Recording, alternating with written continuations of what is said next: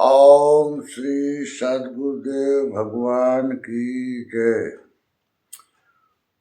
योग दर्शन उपशम बुद्धि। निर्विचार समाधि के अत्यंत निर्मल होने पर योगी को अध्यात्म प्रसाद प्राप्त हो जाता है, अर्थात उस समय आत्मा का आलोक मात्र रह जाता है। इससे अन्य संस्कारों का अंत हो जाता है और ऋतंब्रा तत्र प्रज्ञा।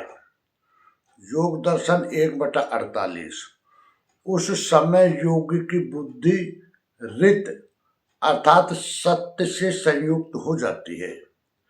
सत्य एकमात्र परमात्मा है। वह उस परमात्मा को धारण करने की क्षमता वाली होती है। श्रवण और अनुमान से होने वाली बुद्धि की अपेक्षा इस बुद्धि का विषय भिन्न है, क्योंकि ये विशेष अर्थ वाली होती है। बुद्धि के 2 रूप हैं। इसी प्रसंग को कैवल्य पाद के 21वें सूत्र में पुनः स्पष्ट करते हुए महर्षि कहते हैं, चित्तांतर्दृश्ये बुद्धि बुद्धेर्थ प्रसंग स्मृति संकृष्ट। योग दर्शन 4/21।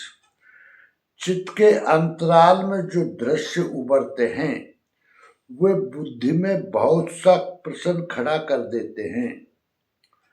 अति प्रसंग अत्यंत अनंत प्रसंग छिड़ जाते हैं।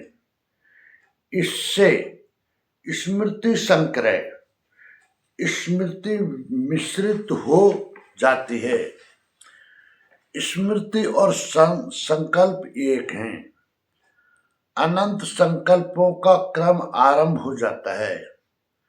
यद्यपि वह चेतन शक्ति पुरुष असंग है, क्रिया से हीन है, किंतु तदाकारापत्तौ। योग दर्शन 4/22। चित्त जब उसका आकार धारण करता है तब स्वबुद्धि संवेदनम स्थिर बुद्धि में स्वरूप का ज्ञान प्राप्त करता है। सारांशतः महर्षि पतंजलि के अनुसार बुद्धि के 2 रूप हैं। एक तो बाह्य बुद्धि जो श्रवण और अनुमान से होती है। इसकी अपेक्षा ऋतंब्रा बुद्धि श्रेष्ठ होती है।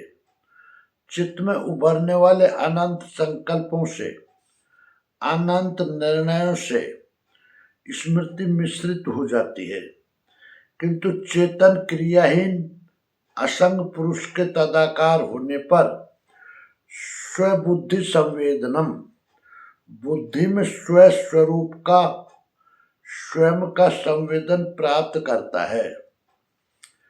दूसरे शब्दों में बुद्धि के 2 रूप हैं। एक तो श्रवण और अनुमान से होने वाली सामान्य बुद्धि।